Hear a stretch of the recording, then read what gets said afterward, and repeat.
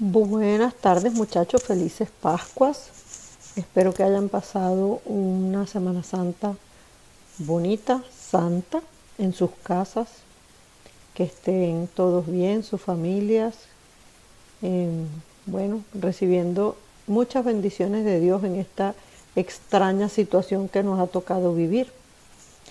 Hoy vamos a hablar de la resurrección. Hablamos del Tríodo Pascual. Jesucristo al tercer día resucitó, lo cual celebramos ayer. Y entonces vamos a hablar un poquito sobre la resurrección de Jesús, su significado y lo que eso significa para nosotros. Aquí tenemos una presentación de PowerPoint que voy a usar para ir explicando un poquito acerca de la resurrección. Como dice el título de la lámina, resucitó. ¿Y ahora qué? Entonces, lo primero, como ya les dije, feliz domingo de resurrección, porque la resurrección es una fiesta tan grande, como decíamos en la clase del Tríodo Pascual, es la fiesta más grande de todo el año litúrgico, de todo el año, y entonces su celebración se extiende por una semana completa, por 8 días. O sea, desde ayer, domingo de resurrección, hasta el próximo domingo, que es la octava de Pascua, la octava de resurrección, es como si fuera un solo día. O sea, es un gran día dividido en 7 periodos de 24 horas. Pero es como si fuera un solo día, un solo domingo, el mismo domingo de resurrección. Y entonces por eso les digo feliz domingo, porque todos estos días es una extensión del domingo de Pascua. Entonces vamos a comenzar aquí hablando un poquito del misterio pascual, que ya lo comentamos en la clase sobre el triduo. El misterio pascual de Jesús comprende su pasión, muerte, resurrección y glorificación. Y como ya lo dijimos, está en el centro de nuestra fe cristiana, porque el designio salvador de Dios se cumplió de una vez por todas con la muerte redentora de su Hijo, Jesucristo. Entonces, como ya saben, ya lo comentamos, el triduo pascual, ese misterio pascual que comprende la pasión, muerte y resurrección de nuestro Señor. Y si algunos asistieron a la liturgia de la Vigilia Pascual, que la vimos por internet desde San Luis, o algunas personas también asistieron a la del Papa, se habrán dado cuenta que las lecturas comenzaron desde la creación.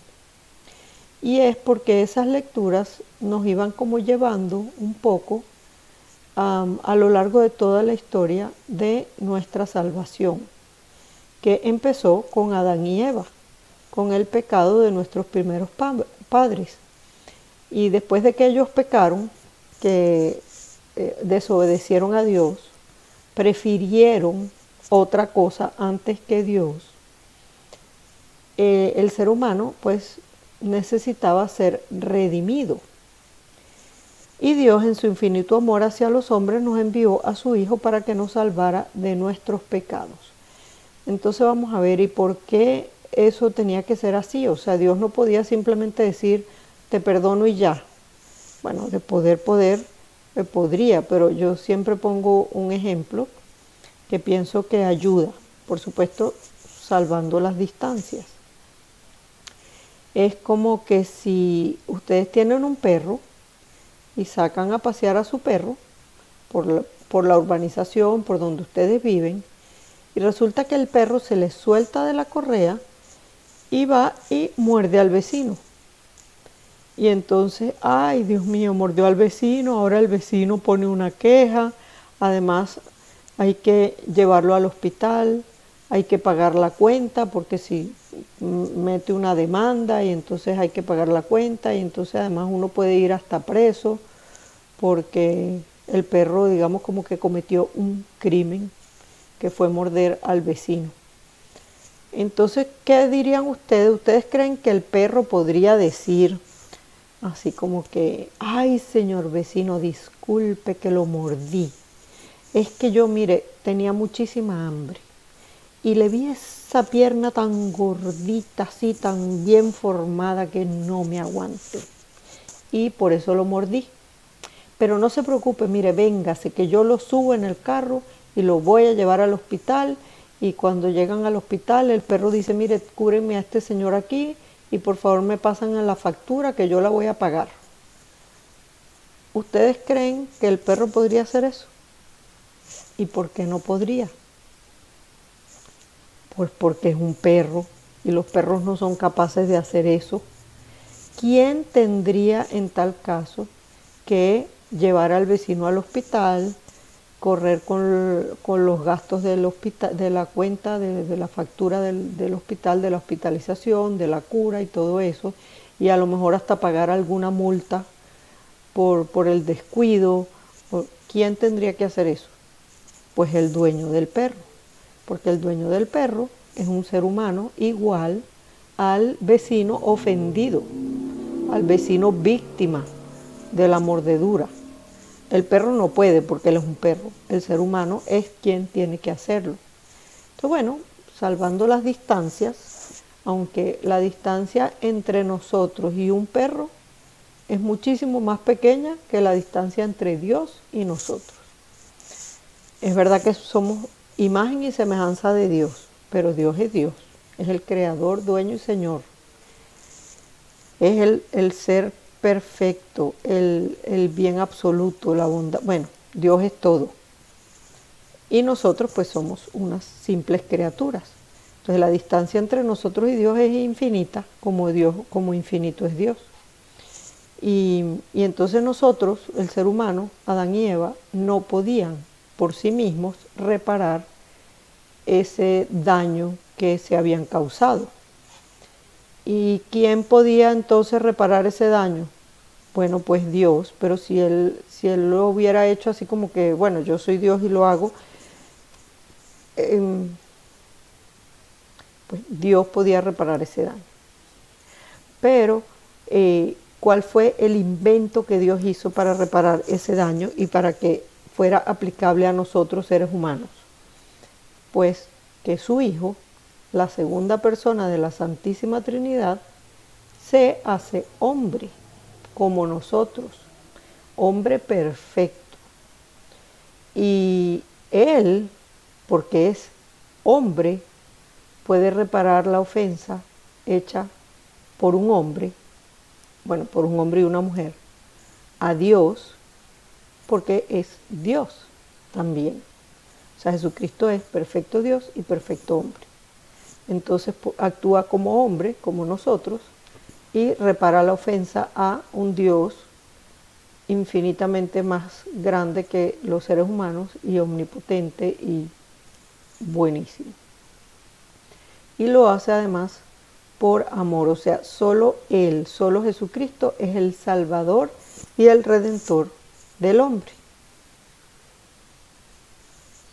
En la Sagrada Escritura hay una escena que a lo mejor se acuerdan, es la historia de Abraham, a quien Dios le pide que sacrifique a su único hijo.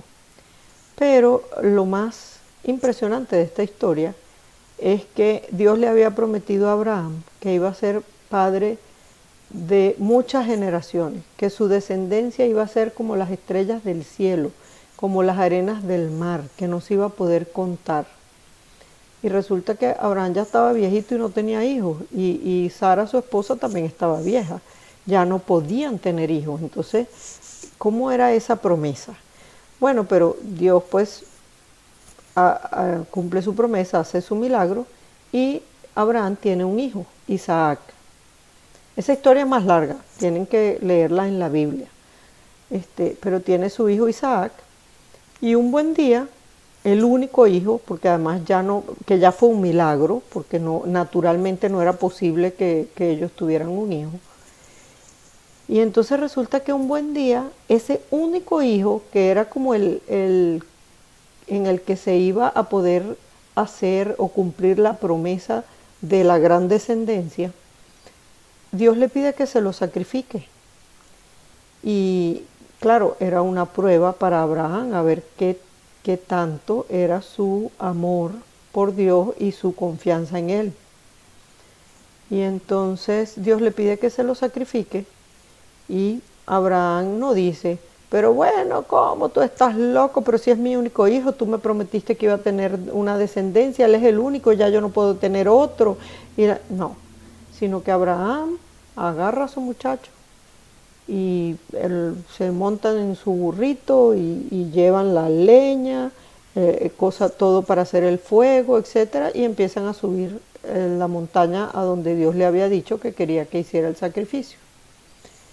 Y cuando van de camino, Isaac le dice, papá, yo veo que aquí tenemos todo, la leña para hacer fuego, todo lo tenemos, pero yo no veo el cordero para el sacrificio. Y Abraham le respondía, Dios proveerá. Seguían subiendo y lo mismo, ¿y dónde estará el cordero? Dios proveerá. Cuando llegan por fin arriba, entonces Abraham ata a su hijo y cuando ya lo iba a sacrificar, o sea, imagínense los que tienen hijos, imagínense que les pidan que sacrifiquen ustedes mismos. O sea, la gente sufre muchísimo cuando se le muere un hijo, pero imagínense que les dijeran que ustedes mismos lo sacrifiquen. Pues Abraham debía estar destruido, pero por su confianza en Dios, pues está amarrando a su hijo para ofrecerlo en sacrificio. Y cuando iba a levantar el cuchillo para matarlo, un ángel del Señor lo detiene y le dice a Abraham, Abraham, no levantes el cuchillo contra tu hijo.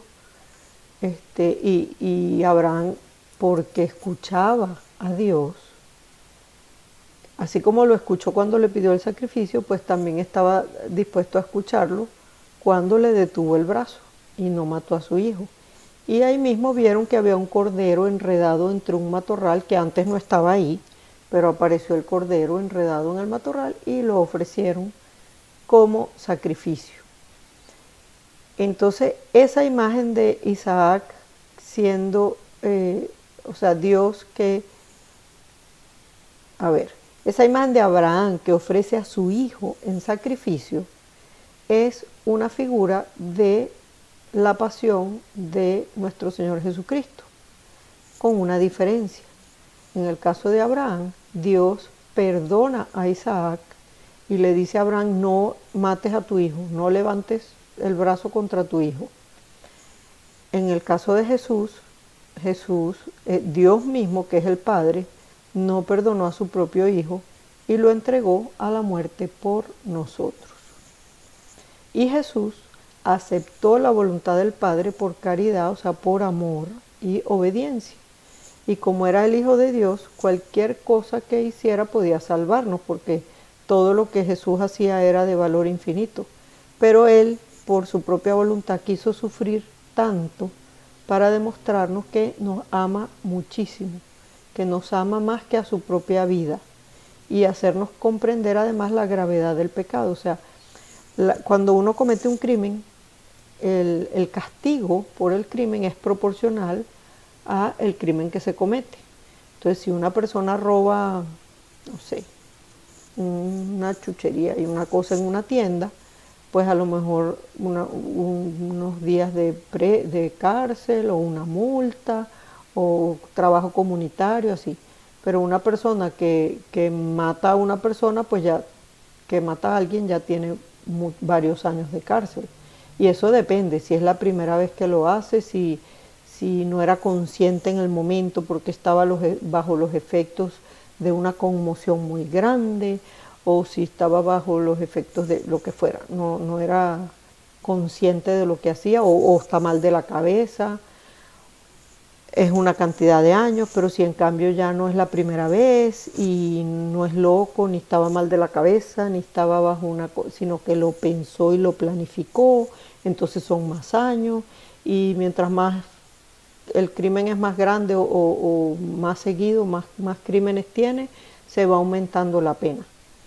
Entonces imagínense cómo será la gravedad del pecado, de la ofensa a Dios, que para pagar por el pecado, Jesucristo tiene que sufrir todo lo que sufrió, hasta derramar hasta la última gota de su sangre.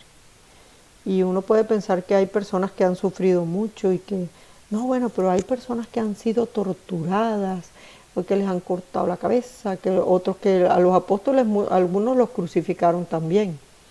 Ajá, la diferencia está en que Jesucristo no solo fue crucificado, sino que todo lo que sucedió en esos 3 días, desde el Jueves Santo, o sea que lo flagelaron hasta no le quedaba ni un pedacito de piel que no estuviera marcada por el flagelo, ese flagelo romano que ya ahora sabemos que era como un látigo de varias puntas, y en cada punta tenían clavos, vidrios, pedazos de metal, así, o sea que cuando, en fin,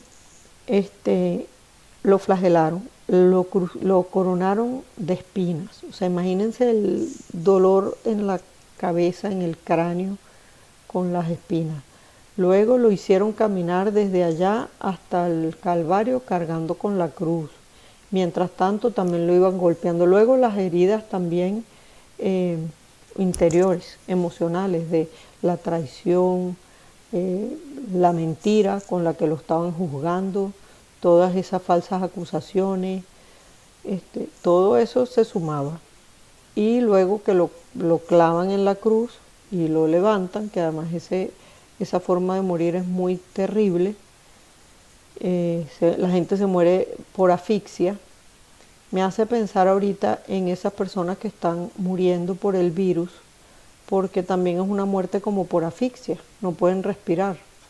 Y los que les toca verlo, pues dicen que es terrible. Entonces, bueno, podemos especialmente rezar por ellos y ponérselos ahí a Jesús en la cruz para que se los lleve con él al cielo. Y bueno, entonces, y tanto fue que a Jesús no le quedó ni una gota de su sangre. La última gota la derramó cuando le clavaron la lanza y salió sangre y agua. O sea, ya no le quedaba sangre en el cuerpo. Entonces, ninguna persona ha sufrido tanto hasta ese extremo. Normalmente la gente que está sufriendo mucho se muere antes de todo eso. Pero Jesús no. Jesús quiso sufrir todo eso porque nos ama. En el Antiguo Testamento, los sacerdotes eran los encargados de ofrecer los sacrificios a Dios. Y esos sacrificios se ofrecían por todo el pueblo. Unas veces ofrecían frutos de la tierra, de su cosecha, trigo, vino, etc. Otras veces ofrecían animales. Jesucristo, que es el sacerdote eterno, no ofreció ni cosas de la tierra ni animales, sino que se ofreció a sí mismo. Este es el sacrificio más grande de todos los que se han ofrecido y se pueden ofrecer sobre la tierra, porque es el sacrificio del Hijo de Dios hecho hombre. Entonces, en ese sacrificio de la cruz, Jesucristo tiene como un doble rol, un doble papel. Es el sacerdote que ofrece el sacrificio, y como se ofreció a sí mismo en la cruz, entonces también es la víctima del sacrificio. Y Jesucristo se ofreció en la cruz principalmente por 4 motivos. Uno, para dar gloria a Dios, su Padre, y sabemos que el fin del hombre es dar gloria a Dios. O sea, esa es nuestra finalidad en esta vida, dar gloria a Dios aquí en la tierra, con nuestros actos, con todo lo que hacemos, y luego darle gloria a Dios eternamente en el cielo, una vez que ya morimos. Jesucristo, representando a todos los hombres, glorificó infinitamente a Dios con su pasión y muerte. Luego, el segundo punto es para dar gracias.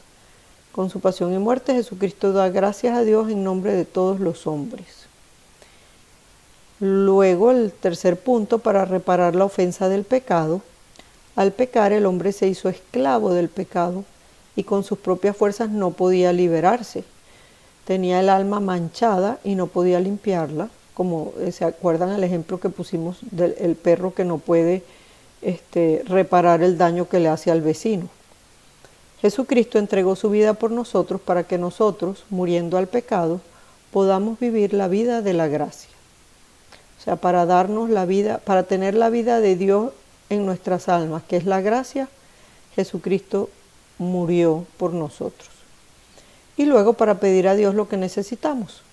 Jesucristo, ofreciendo el sacrificio de su vida, hace que Dios Padre escuche siempre lo que le pedimos en su nombre. Entonces en la Biblia vemos en varios pasajes como Jesús nos dice que todo lo que pidáis a Dios en mi nombre se os concederá. También nos dice en otro, pedid y recibiréis. Cuando 2 o 3 están reunidos en mi nombre, yo los escucharé. Y bueno, así hay distintos pasajes. Pero lo cierto es que haciendo ese sacrificio, o sea, antiguamente, ¿para qué hacían un sacrificio? Bueno, para agradar a Dios, los judíos, pero en otras religiones, para agradar a los dioses o para pedirles cosas, para pedirles que libraran al ser humano de algún mal, de alguna tragedia, o para pedirle favores, ay, que llueva, entonces la danza de la lluvia, ay, que no sé cuánto, bueno. Jesucristo con su sacrificio nos consigue que Dios Padre nos escuche siempre que le pedimos en nombre de ese sacrificio que hizo Jesús. Y si lo pedimos por Jesucristo, como decimos siempre en la misa, por Jesucristo nuestro Señor, entonces Él nos va a escuchar. Y la resurrección, que es propiamente el tema, la resurrección de Cristo es el final, la culminación de toda esta historia de la salvación y de la encarnación. O sea, es por lo que Jesucristo vino al mundo, se hizo hombre. Y es una prueba de la divinidad de nuestro Señor, porque confirma todo lo que hizo y enseñó y realiza todas las promesas divinas en nuestro favor. O sea, como decíamos en la clase pasada del Triduo, que San Pablo dice, si Cristo no hubiera resucitado, vana sería nuestra fe. Eso ya lo comentamos. Entonces, efectivamente, la resurrección confirma que Jesucristo, todo lo que hizo, los milagros, todo eran efectivamente una muestra de que Él es Dios hecho hombre. Y por ser Dios hecho hombre, tenía poder para curar, para sanar, para perdonar pecados y para resucitar como de hecho lo hizo. Además, el resucitado vencedor del pecado y de la muerte es el principio de nuestra justificación y de nuestra resurrección. O sea, tenemos también la promesa y la esperanza de que al final de los tiempos también nosotros resucitaremos con Cristo. Entonces ayer y hoy, porque acuérdense que les dije que toda esta semana es como un gran domingo de resurrección, vamos a ver qué es lo que celebramos. El domingo de Pascua el Señor resucitó como lo había predicho, apareciéndose a María Magdalena, a los apóstoles, a los discípulos, bueno, y también a las otras santas mujeres. Y aunque no lo dice la Sagrada Escritura, pues resulta evidente pensar o suponer que en primer lugar se le apareció a su Santísima Madre. O sea, imagínense, a la primera persona que seguramente él quiso ver cuando volvió a la vida, debe haber sido a su madre, porque también fue la última persona que vio antes de morir y la vio sufriendo y sufriendo mucho. Entonces seguramente a ella fue la primera que se le apareció antes de todos los demás, aunque la Biblia no lo dice, porque sabemos que la Biblia sí dice que la Virgen guardaba todas estas cosas en su corazón. Seguramente eso también se lo habrá guardado en su corazón, pero no es muy difícil pensar que efectivamente Jesús se le apareció a ella en primer lugar. La resurrección es la fiesta de todas las fiestas, como ya hemos dicho, el centro o punto de referencia de todas las celebraciones.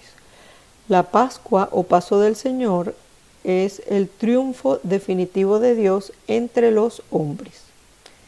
La resurrección de Cristo es el fundamento de la religión cristiana, o sea, de nuestra fe, porque es el argumento principal de su divinidad y la verdad de nuestra fe.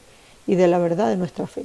O sea, es como decimos, si Jesucristo no hubiera resucitado, pues no tendríamos nada que creer más que Él fue una gran persona que vino, que hizo milagros, que tenía unos poderes mágicos especiales, pero se murió y ahí está enterrado y ya. Y ahorita nosotros ni lo conoceríamos.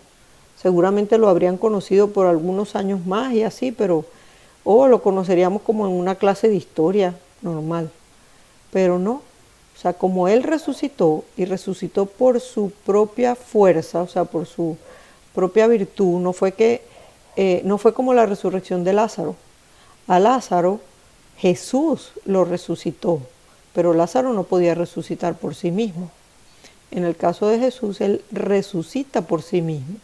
Entonces por eso es el argumento principal de su divinidad, de que Jesús es Dios. La resurrección de Cristo consiste en que su alma se volvió a unir al mismo cuerpo, saliendo vivo y victorioso del sepulcro para nunca más morir. O sea, no fue que agarró otro cuerpo nuevo que no estaba dañado ni herido, no, sino que ese mismo cuerpo que fue crucificado, flagelado, volvió a la vida.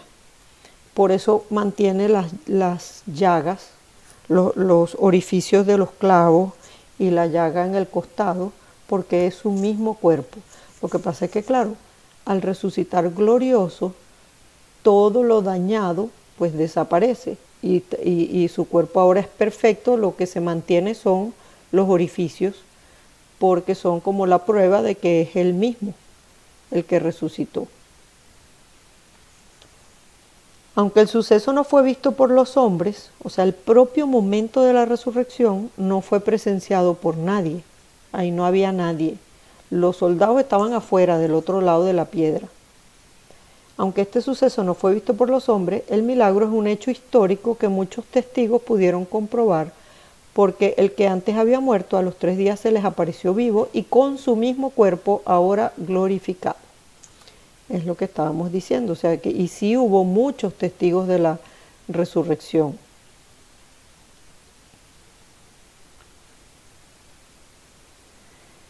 También la resurrección de Jesús trasciende la historia porque este milagro, no presenciado por hombres, es objeto de nuestra fe. Es atestiguado por los ángeles, por Cristo y por la Escritura misma, siendo la confirmación de la divinidad de Jesús y de la verdad de su doctrina. Además, su fuerza salvífica abarca a todos los hombres de la historia. O sea que la resurrección trasciende la historia porque la resurrección, la salvación que nos trajo Jesucristo, aplica para todos los hombres de todos los tiempos, todos los que estaban antes de Jesús y que eran buenos, y los que hemos venido después de Jesús y que tratamos de ser buenos precisamente por los méritos de su pasión. Y claro, los que estaban antes de Jesús no estaban en el cielo, no podían entrar al cielo, el cielo estaba cerrado. Entonces ellos estaban en un lugar que se conoce como el seno de Abraham, y en el credo cuando decimos que fue crucificado, muerto y sepultado al tercer día, fue crucificado, muerto y sepultado, descendió a los infiernos y al tercer día resucitó de entre los muertos. ¿Qué es eso de descendió a los infiernos? Bueno, no es que fue al infierno el infierno donde está el diablo, sino fue a ese lugar donde no estaba Dios, porque todos los que estaban allí tenían el pecado original. Eran personas que habían tratado de vivir según las leyes de Dios, honrándolo, amándolo, pero tenían el pecado original, entonces no podían entrar al cielo. Y entonces también se le ha llamado el seno de Abraham. Entonces ahí estaba pues Abraham, el de la promesa, con Isaac su hijo, Jacob, yo no sé quién, el rey David, nos podemos imaginar mucha gente que estaría ahí, de los personajes de la Biblia, Moisés, Josué, y por supuestísimo San José. Y estaban todos esperando la redención, que Jesucristo se hiciera hombre y pues terminara de hacer la salvación con su pasión, muerte y resurrección. Entonces Jesús cuando muere va para allá, para ese lugar, y se los trae a todos, porque ya ya dijo todo está cumplido, o sea, ya la salvación se hizo, la redención se hizo, fuimos redimidos por Él.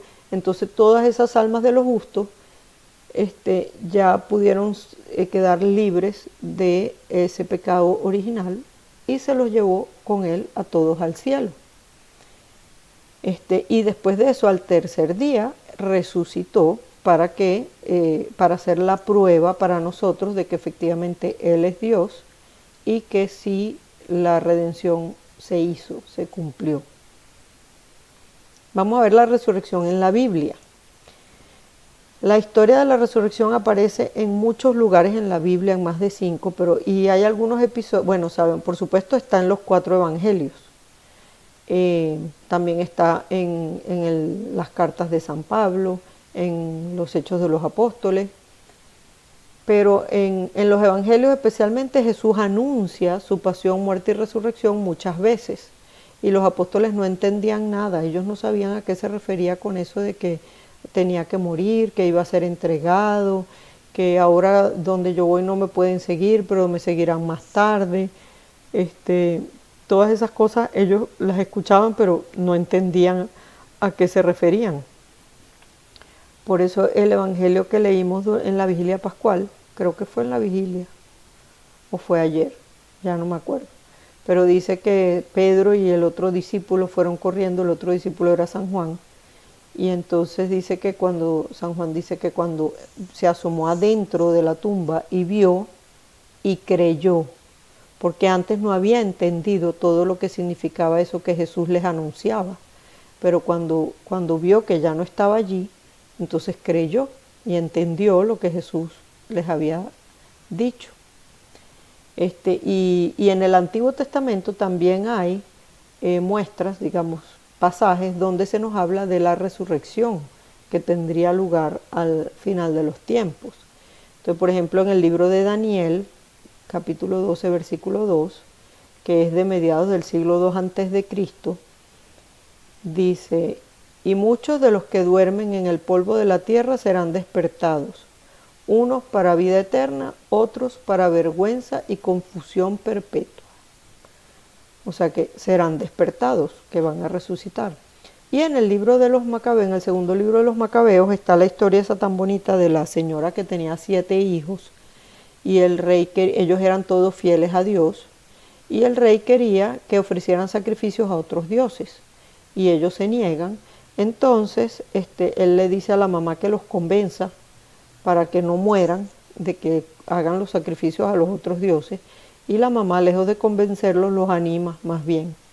Y así iban muriendo todos los hijos, de uno en uno los va matando el rey cuando ve que no le hacen caso, y los mata delante de la mamá y de los hermanos, como para que sirvan de ejemplo, a ver si los otros viendo morir a uno de sus hermanos se asustan y deciden hacerle caso al rey. Entonces, fíjense que uno de ellos dice, en 2 Macabeos 11, dice: de Dios recibí estos miembros, pero por sus leyes los desprecio y de Él espero recobrarlos. Después tenemos en el versículo 13, dice: acepto morir, ese es otro de los hermanos, acepto morir a manos de los hombres esperando las promesas hechas por Dios de que Él nos resucitará. O sea, el primero dice: desprecio estos miembros, mátame, o sea, córtalos, haz lo que tú quieras conmigo, mátame, que yo lo desprecio porque lo desprecio por Dios y de Dios espero recobrarlos otra vez, más adelante. Eso significa pues en la resurrección. El segundo lo dice claramente, que Él nos resucitará. Luego, cuando ya mató 6 y quedaba el más chiquito, el rey le dice a la mamá que lo convenza para que por lo menos se quede con el chiquito, alguno de sus hijos. Entonces la mamá empieza a hablarle en su propia lengua que el rey no entendía. El rey pensaba que ella lo estaba convenciendo y más bien fíjense las palabras que le decía la mamá: no temas a este verdugo, muéstrate digno de tus hermanos y acepta la muerte, para que por la misericordia de Dios yo te recobre junto con ellos.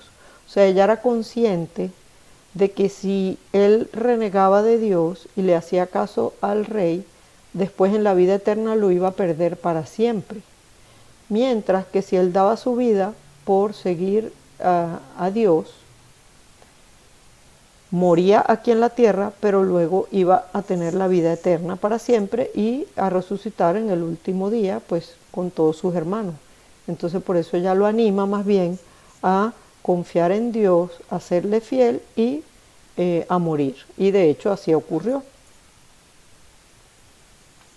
Y luego vamos a ver en el Nuevo Testamento, bueno, como ya les dije, en las epístolas de San Pablo, que son los registros más antiguos donde se habla de la muerte y resurrección de Jesús, porque fueron escritas alrededor de 2 décadas, o sea, como de 20 años después de la muerte de Jesús, y algunos escritos hasta de 2 años después de la muerte de Jesús dicen que fueron escritos ahí, y muestran lo que los cristianos creían que había sucedido en ese tiempo. Los estudiosos consideran que estos contienen primitivos credos e himnos de credos cristianos que fueron incluidos en varios de los textos del Nuevo Testamento y que algunos de estos credos datan de menos de 50 años, como bueno, la Didaqué, que es como una especie de primer catecismo, podríamos decir, de los apóstoles. E incluso de los 2 primeros años, como ya les dije, de la muerte de Jesús, y se desarrollaron dentro de la comunidad apostólica de Jerusalén. Entonces vamos a ver qué vemos en las cartas de San Pablo. En la carta a los Romanos, en el capítulo 1 dice San Pablo acerca de su Hijo, nuestro Señor Jesucristo, que era del linaje de David según la carne, que fue declarado Hijo de Dios con poder, según el Espíritu de Santidad, por la resurrección de entre los muertos. En la segunda carta a Timoteo dice, acuérdate de Jesucristo, del linaje de David, resucitado de los muertos conforme a mi evangelio, en el cual sufro penalidades, hasta prisiones a modo de malhechor, mas la palabra de Dios no está presa. Bueno, ahí San Pablo está como comentándole que por predicar el evangelio, la buena noticia y la resurrección, entonces sufre penalidades y hasta prisión.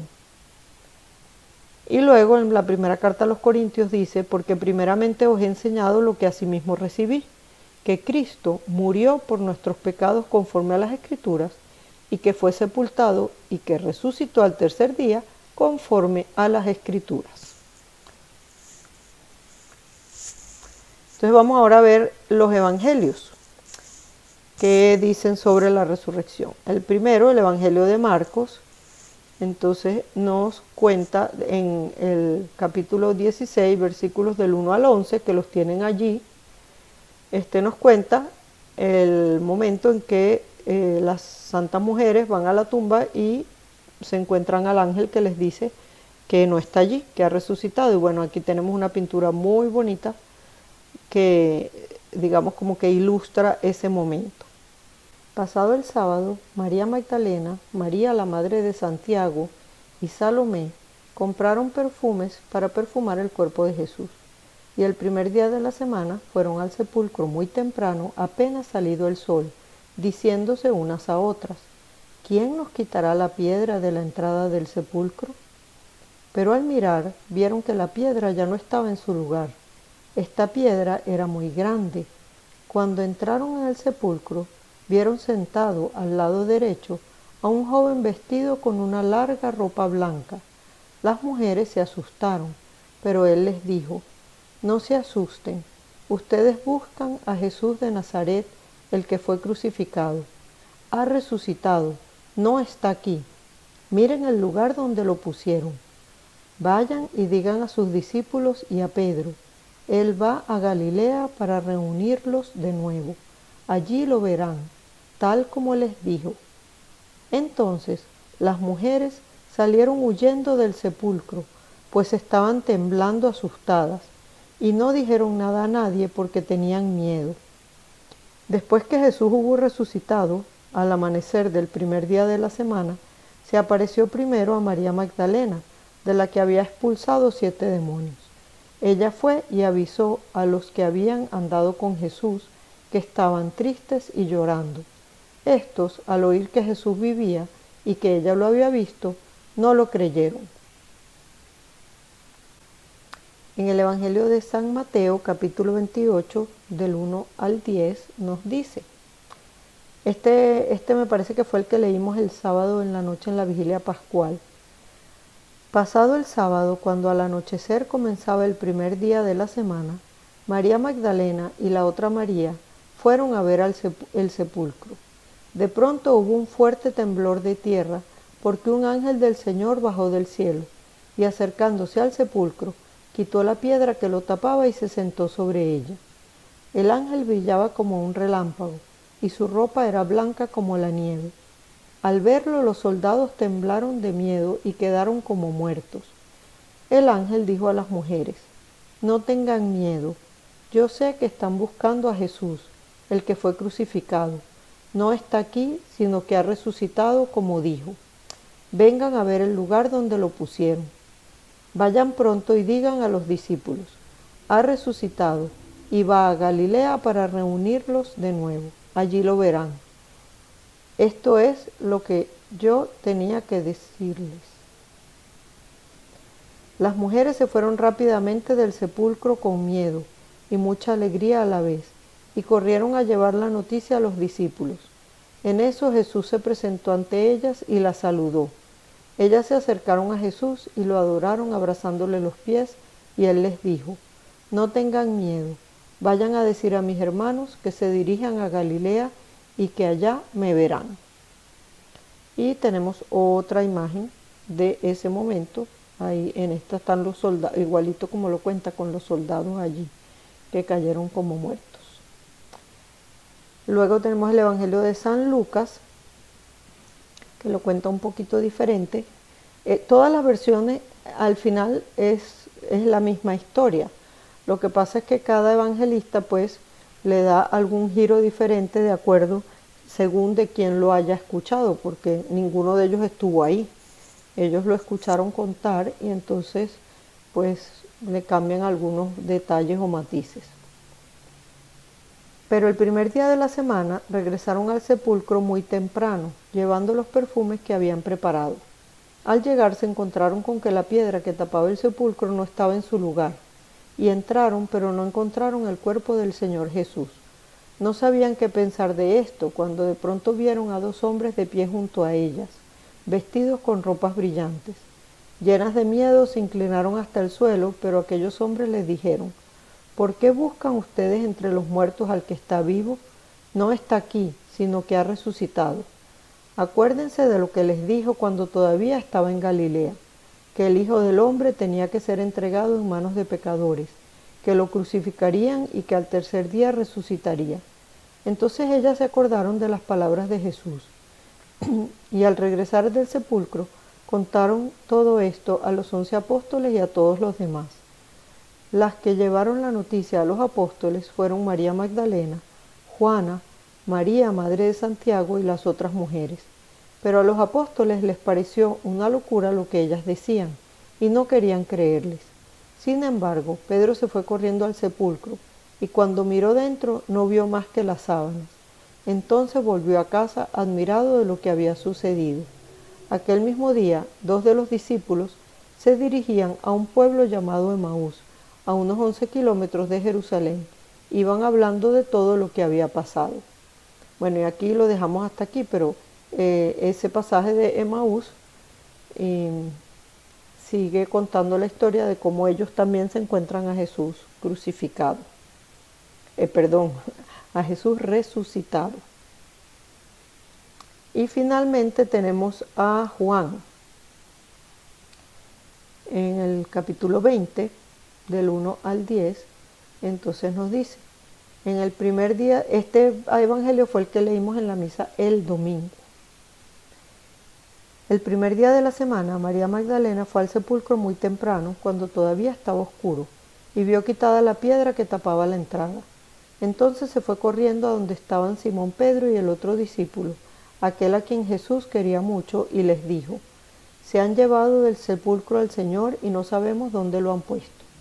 Pedro y el otro discípulo salieron y fueron al sepulcro. Los dos iban corriendo juntos, pero el otro corrió más que Pedro y llegó primero al sepulcro. Se agachó a mirar y vio allí las vendas, pero no entró. Detrás de él llegó Simón Pedro y entró al sepulcro. Él también vio allí las vendas, y además vio que la tela que había servido para envolver la cabeza de Jesús no estaba junto a las vendas, sino enrollada y puesta aparte. Entonces entró también el otro discípulo, el que había llegado primero al sepulcro, y vio lo que había pasado y creyó, pues todavía no habían entendido lo que dice la Escritura, que él tenía que resucitar. Luego aquellos discípulos regresaron a su casa. María se quedó afuera junto al sepulcro llorando, y llorando como estaba, se agachó para mirar adentro, y vio 2 ángeles vestidos de blanco, sentados donde había estado el cuerpo de Jesús, uno a la cabecera y otro a los pies. Los ángeles le preguntaron: «Mujer, ¿por qué lloras?».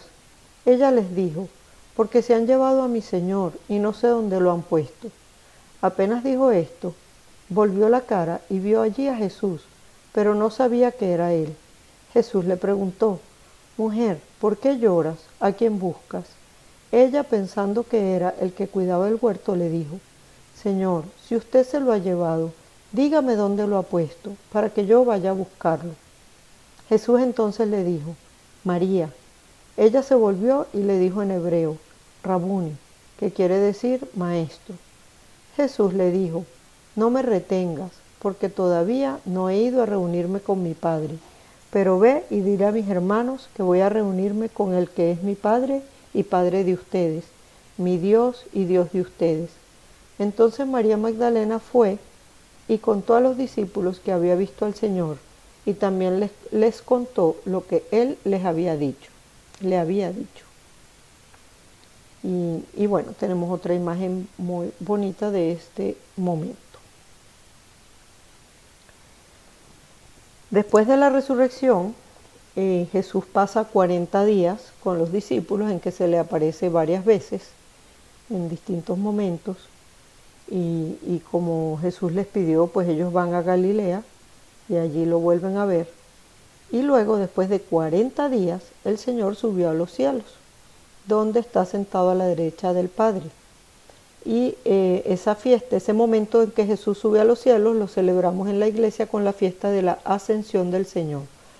O sea que desde este domingo que pasó, dentro de 40 días vamos a celebrar la fiesta de la Ascensión.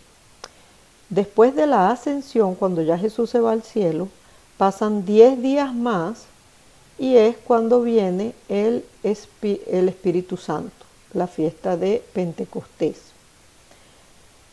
Jesucristo, transcurrido el tiempo de su vida en la tierra, ascendió vivo y glorioso al cielo, donde en cuanto hombre comparte el poder y la gloria con el Padre y el Espíritu Santo.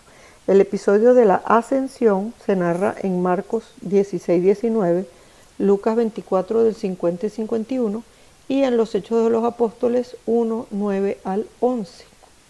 Entonces, como les decía, 40 días después de la resurrección, Jesús ascendió al cielo. 10 días después de la ascensión vino el Espíritu Santo. O sea que en total, a partir de ayer domingo, son 40 días para la ascensión y 50 días para Pentecostés. O sea, desde ayer hasta dentro de 50 días tendremos la fiesta de Pentecostés. Bueno, y una vez que ya sabemos muchas cosas acerca de la resurrección y lo que significó,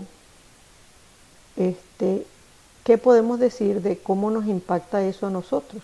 O sea, en ser católico hoy. O sea, tenemos fe, somos creyentes porque Cristo resucitó.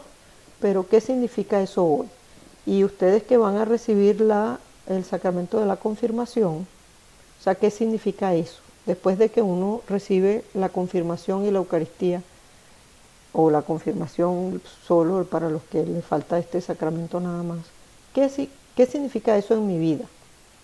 Entonces el catecismo nos dice que, como todo, en el número 900, como todos los fieles, los laicos están encargados por Dios del apostolado, en virtud del bautismo y de la confirmación, y por eso tienen la obligación y gozan del derecho, individualmente o agrupados en asociaciones, de trabajar para que el mensaje divino de salvación sea conocido y recibido por todos los hombres y en toda la tierra.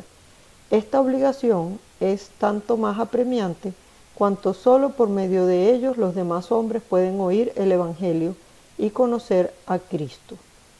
En las comunidades eclesiales, su acción es tan necesaria que sin ella el apostolado de los pastores no puede obtener, en la mayoría de las veces, su plena eficacia. ¿Qué quiere decir este punto del catecismo? Que nosotros, los laicos somos todos nosotros. O sea, los clérigos son los sacerdotes, los diáconos, los religiosos, las monjas, los monjes, y los laicos somos nosotros, los fieles comunes y corrientes, los que estamos sentados en la iglesia en el banco, ahí participando, que somos padres, madres de familia, con un trabajo ordinario en el mundo. Y bueno, como ven en la imagen, la iglesia no es el edificio, o sea, la iglesia somos todos, la construimos nosotros hacemos la iglesia. Y porque estamos bautizados y pronto ustedes van a estar confirmados, pues por ese bautismo y confirmación tenemos la obligación de hacer apostolado. Eso quiere decir de traer otras almas a Dios, a la iglesia, de acercar a personas que están lejos de Él. Algunos están tan lejos como que no están bautizados, pero otros sí han sido bautizados, incluso hasta confirmados quizás, pero se alejaron. Y entonces tenemos esa obligación de traerlos de vuelta a la iglesia. Y bueno, dice que los pastores, o sea, los sacerdotes, los obispos, muchas veces no pueden obtener eficacia en su labor apostólica si no cuentan con la ayuda de nosotros, que somos los que estamos allí en medio de la masa del mundo. Y finalmente tenemos algunos consejos que nos pueden servir para ese ser católico hoy en día, que a veces pareciera que es un poco difícil, porque pasamos por distintos retos en nuestros trabajos, en la familia, en la escuela, en la universidad, en el hogar, donde sea que estemos. Pero no olvidemos que Jesús nos propone y nos da siempre las herramientas para que con su ayuda podamos superar todos esos retos, todas esas dificultades. Y sobre todo también a veces es difícil porque es como que ser creyente no está de moda. Más bien está de moda burlarse de los que creen, humillarlos, bueno, etc.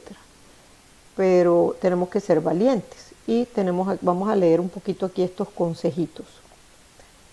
El primero, sé como Timoteo, que en su corta edad fue nombrado obispo y debido a lo joven que era, no lo tomaban en serio. O sea, a lo mejor ustedes pueden pensar, ay, pero yo estoy recién confirmado, bueno, todavía no, pero ya se van a confirmar o algunos incluso a bautizar. Entonces, yo soy como el más chiquito aquí, el nuevo. Entonces, ¿cómo voy a ir yo a hablar con otras personas? Se van a burlar de mí porque van a decir, ay, sí, cree que porque recibió unas clases y se confirmó, ya sabe más que todo el mundo. Bueno, fíjense lo que le decía San Pablo a Timoteo, que era muy jovencito cuando lo nombraron obispo. Le dice, que nadie menosprecie tu juventud. Y hoy también eso nos lo dice a nosotros, te lo dice a ti. Así como también le decía, llamaba a Timoteo también a cuidar la conducta, o sea, su conducta, y nos llama a nosotros a cuidar nuestra conducta. Cuida tu conducta y tu enseñanza, persevera sin desanimarte, pues actuando así te salvarás a ti mismo y a los que te escuchan. O sea que es el primer apostolado que tenemos que hacer es con el ejemplo. Segundo punto, fórmate, muy importante. Es muy importante que no olvides dedicarle tiempo a tu formación cristiana. Asiste a la Eucaristía, o sea, a la misa dominical. Bueno, si fuera a la misa diaria mucho mejor, pero no, a la misa del domingo. A retiros espirituales. No olvides leer, estudiar y meditar la palabra de Dios. Y por supuesto no podemos olvidar la importancia de la oración. Luego hay que ser luz en medio de toda la oscuridad. O sea, demostrando que aún en nuestras dificultades, nuestra alegría no viene de las cosas materiales o mundanas, sino que viene de haber encontrado a Jesús, que Él está siempre con nosotros y por eso tenemos esa luz interior. Esa luz de Cristo, como cuando se encendió el cirio pascual el sábado en la noche, y de ese cirio que representa a Cristo se encendieron todas las otras velas. Bueno, nosotros somos esa vela que se enciende con el sacramento del bautismo y de la confirmación y tenemos que llevar esa luz a todos los demás.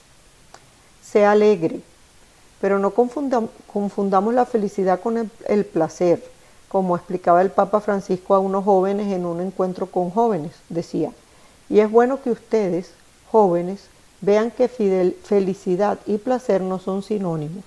Una cosa es la felicidad y el gozo y otra cosa es un placer pasajero. La felicidad construye, es sólida, edifica. La felicidad exige compromiso y entrega. Entonces eso es importante. Consejo número 5. Católico, apostólico, romano y moderno. Se puede ser todo eso. Se puede ser moderno siendo católico, apostólico y romano. Pues sí, tenemos que ser. Católico, bueno, católico significa universal. La iglesia es católica porque es universal. Ese es el significado de esa palabra. En griego, católico quiere decir universal. Y la iglesia es universal porque es para todos los hombres de todos los tiempos, de todas las razas. Apostólica porque viene de los apóstoles. Y sigue pues todo la enseñanza de los apóstoles y de sus sucesores, que son los obispos y los sacerdotes. Romano, ¿por qué la iglesia decimos que somos romanos? Porque San Pedro fue el primer papa, ¿verdad? Fue el líder que Jesucristo dejó a cargo de la iglesia. Y resulta que San Pedro, en esa predicación que fue haciendo por ahí en el mundo de su época, llegó a Roma y se estableció en Roma. Y él fue el que fundó la iglesia de Roma. Y entonces San Pedro fue, digamos, el primer obispo de Roma. Y como era el líder de la iglesia, entonces el obispo de Roma era el líder de toda la iglesia.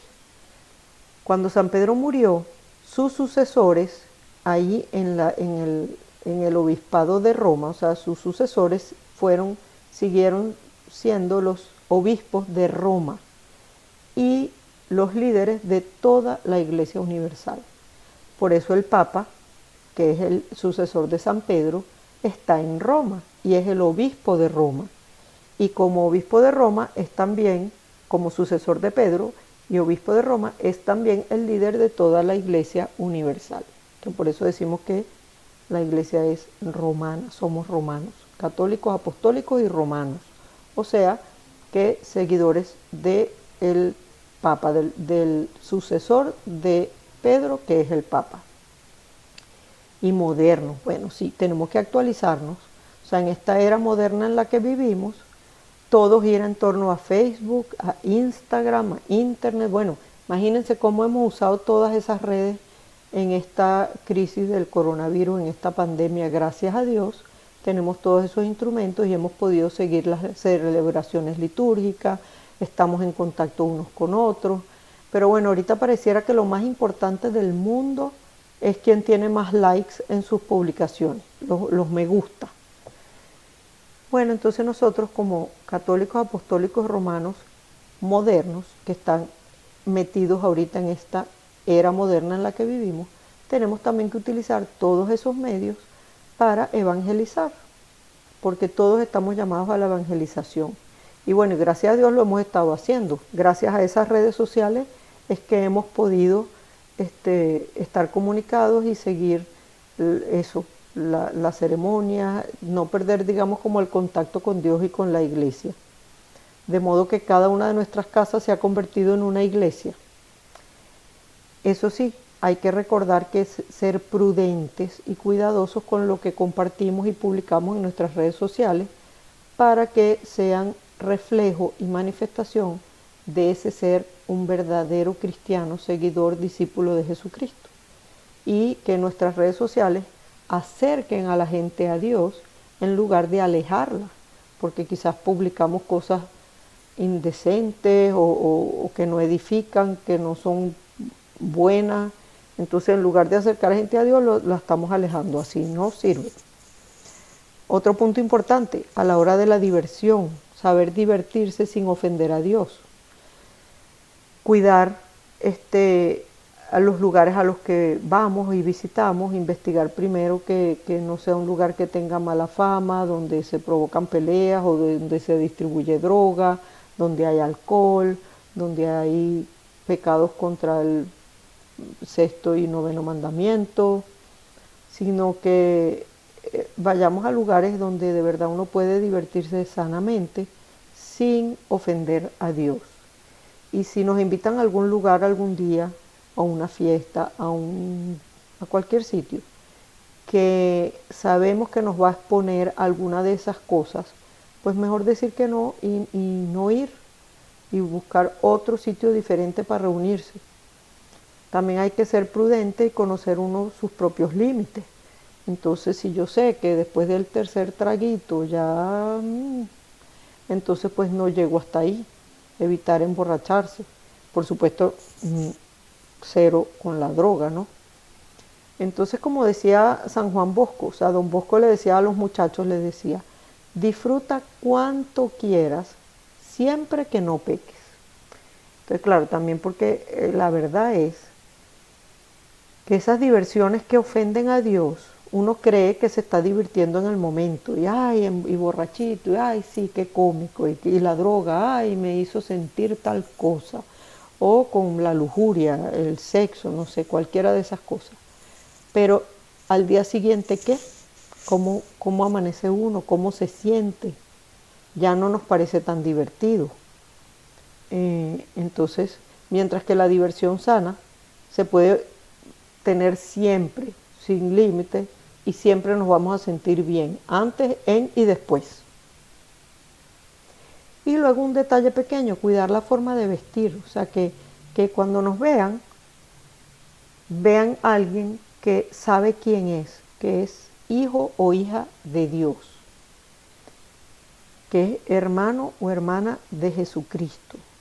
Entonces, vestirnos bien, vernos bien, sin perder el rumbo de quién somos, pero cuidando nuestro cuerpo y recordando sobre todo que nuestro cuerpo es sagrado porque es templo del Espíritu Santo. Entonces, respetándose uno mismo y respetando también a los demás. Por supuestísimo, esto, el primer lugar donde hay que cuidarlo es en la iglesia. Porque también con la forma de vestir o de desvestir, no sé cómo quieran decirlo, se puede ofender a Dios. Y entonces eso, nuestro cuerpo es templo del Espíritu Santo. Y así tenemos que mantenerlo siempre limpio. No te avergüences de tu fe, no tengas miedo de ser católico. Recuerda que no vivimos aislados, estamos inmersos en el mundo, pero siempre aspirando a llegar al cielo. Y el Papa Francisco recordaba, muchas veces tenemos la tentación de pensar que la santidad se reserva solo a los que tienen la posibilidad de separarse de los asuntos cotidianos para dedicarse exclusivamente a la oración, pero no es así. Y bueno, y eso lo vemos todos los días, nos encontramos con gente que uno dice, ay, qué santa es esa persona, que bien trabaja, qué amable, que bueno, de eso se trata, de donde estamos con nuestra familia, con nuestros amigos, en nuestro lugar de trabajo, ser santos, hacer las cosas bien y hacerlas siempre por amor de Dios. Bueno, muchachos, hasta aquí la clase de hoy. Creo que salió un poquito larga, pero bueno. Si tienen preguntas, por favor las publican allí, las hacen, con mucho gusto se las voy a contestar. Y bueno, ahora vamos a utilizar este sistema del Google Classroom. Entonces espero que todos se hayan inscrito. Yo le di a Ofelio el PIN, el código que necesitan para entrar al salón de clase, y allí encuentran todo el material de las clases que hemos dado y algunas cositas más. Pero entonces lo importante es que lo estudien, lo vean y hagan preguntas, y yo por ahí les voy a mandar también unas tareitas, porque necesito saber que sí están escuchando las clases y que están entendiendo, y si tienen alguna duda, pues podérselas aclarar. Bueno, muchísimas gracias por su atención, que Dios me los bendiga y me los lleve con bien.